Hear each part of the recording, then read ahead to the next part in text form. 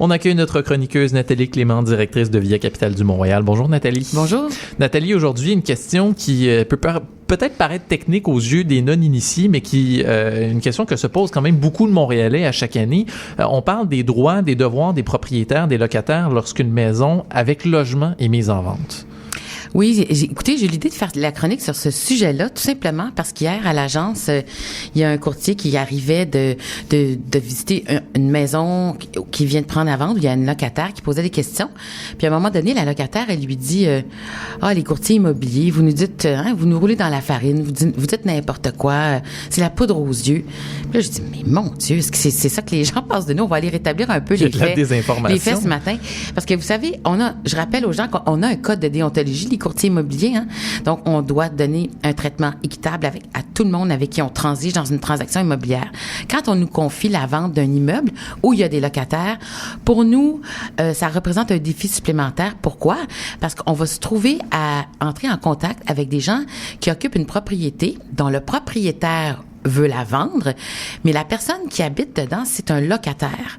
Donc, ce n'est pas sa maison à lui. Alors, nous, ça ajoute, une difficulté supplémentaire puisque cette personne-là, souvent, a pas intérêt à ce que la maison se vende parce que c'est son chez-soi. Ils habitent là. Alors, les locataires craignent souvent qu'il y ait un nouveau propriétaire qui achète la propriété, qui soit victime d'une reprise de possession, qui soit délogé pour que le nouveau propriétaire puisse habiter ce logement-là. Donc, en général, quand on entre dans un dossier où il y a un duplex, un triplex et plus, parfois des sixplex, quintuplex qui sont occupés avec des locataires, nous, on doit s'assurer que tout se passe comme sur des roulettes. Alors, c'est pas évident parce que les droits de tout le monde, le propriétaire, lui, qui décide de vendre son plex, nous confie la vente. Nous, on doit coordonner les visites avec des acquéreurs éventuels qui vont vouloir visiter la propriété. Parce que si on vend un 20 logements, on vend des chiffres. On vend un rendement, on vend un investissement versus tant de revenus qui nous donne un rendement X par année. Et puis, par la suite, lorsqu'on s'entend sur un prix puis des chiffres, on va envoyer un inspecteur en bâtiment inspecter l'immeuble pour s'assurer que l'investisseur achète quelque chose qui soit en bon état. C'est ça, à quoi ressemblent les logements, on veut le voir. Là. Exactement. Mais quand on vend des petits plex, c'est très délicat. Pour nous, c'est évidemment une surcharge de travail incroyable parce que si on vend un triplex, on va vendre ça à un monsieur, madame, tout le monde qui est pas un investisseur, qui a pas de l'expérience pour acheter un immeuble à revenu, il y a pas de parc immobilier, ça va être pour se loger.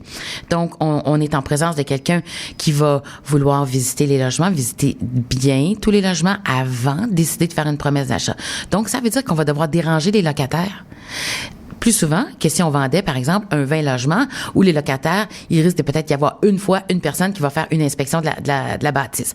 Alors, si on vend un duplex, un triplex, un quintuplex, on risque d'avoir à déranger les locataires à plusieurs reprises parce que le futur acquéreur va vouloir visiter les logements avant même de retenir les services ou de payer pour un inspecteur en bâtiment qui va lui facturer $800 pour faire inspecter la propriété au complet. Parce que comme c'est là qu'on vit, on trouve ça particulièrement important de voir à quoi ressemble et dans quel état est la structure. Parce que là, en ouverture, Nathalie, je donnais l'exemple évidemment d'une situation qu'on voit quand même souvent. Ça peut être un bungalow dans lequel il y a un bachelor.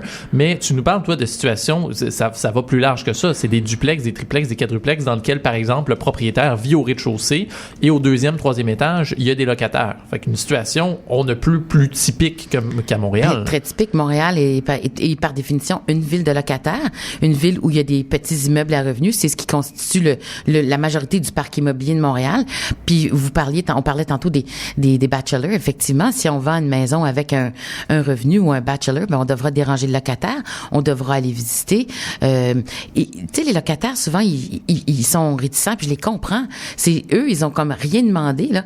Ils louent un logement, ils occupent et le propriétaire décide de vendre la propriété. Alors ça les intéresse pas vraiment là de laisser des étrangers visiter leur intérieur. Alors, c'est là où le courtier immobilier, vraiment, on est mandataire du propriétaire et on va vraiment agir avec beaucoup de doigté, beaucoup de respect quand on va avoir à vendre une propriété où il y a des locataires. On va, par exemple, s'entendre sur des heures de visite. En général, quand on parle des droits de tout le monde, mais on doit laisser la maison libre pour visiter avec 24 heures d'avis. Hein. Ça, c'est dans la loi. Mais dans les faits, comment on fonctionne avec 24 heures d'avis, en général, quand on a une bonne entente avec le locataire, il y a des locataires qui nous laissent les clés, comme les propriétaires, qu'on peut aller visiter. On les avise 24 heures d'avance. Ils sont pas là. On entre, on fait visiter les visiteurs et on s'en va. Donc, il y a une relation de confiance là qui doit s'établir entre un courtier immobilier et les locataires. D'autres locataires sont plus réticents et ils vont dire, non, moi, je veux absolument être là. Lorsqu'il y a des visites. Alors, il n'y a pas de problème. À ce moment-là, on peut s'entendre à l'avance sur 3-4 périodes dans la semaine ou des plages horaires où il y aura des visites à ces heures-là. Donc, tout dépend un peu de la relation entre les locataires et les propriétaires. Très souvent, justement, le courtier immobilier, s'il y a des mauvaises relations propriétaires-locataires, on va venir souvent aider, tempérer. Comme médiateur. Oui, exactement. Les locataires, ils ont l'obligation d'accepter les visites, j'imagine, dans ces moments-là? Bien sûr. Et c'est pas toujours évident. Je les comprends. Hein, comme je vous dis, qu'ils veulent pas faire visiter leur intérieur, leurs choses personnelles. Leur chez-soi. Mais par contre, ben oui, la loi prévoit si le propriétaire vend la propriété, ben il est obligé de laisser visiter. C'est très intéressant quand même parce que c'est vrai que ça peut être délicat pour les propriétaires, évidemment, de dire, écoutez, ben moi, je déménage, je veux vendre ma propriété, il va y avoir des visites, vous n'aurez pas le choix d'une certaine façon d'ouvrir votre porte, mais si tout le monde est collaboratif, évidemment, c'est dans l'intérêt de tout le monde quand c'est bien fait, puis quand on met des balises, puis la communication est bonne, en général, je vous dirais, ça se passe super bien. C'est extrêmement rare qu'on a de la difficulté à avoir la collaboration des gens qui habitent dans des immeubles où c'est loué puis que l'immeuble est mis en vente. Certainement que la plus grande crainte des locataires reste la reprise de possession. Quand ça fait longtemps qu'ils habitent là, ils ont peur, puis c'est tout à fait normal qu'un nouveau propriétaire veuille reprendre le logement qu'ils occupent pour s'y loger ou loger un ascendant ou un descendant.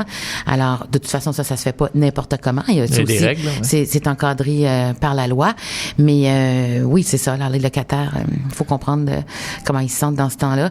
Et un courtier immobilier, mon Dieu, les clients sont tellement contents quand on s'implique dans ces dossiers-là. Ça aide énormément. Et dans les situations, on va terminer là-dessus, Nathalie, mais dans les situations où ça se passerait justement pas si bien et qu'il y a des locataires qui considéraient que le courtier immobilier est abusif, par exemple, qu'il y a des recours, là aussi, comme tu dis, il y a un code de déontologie qui vous encadre.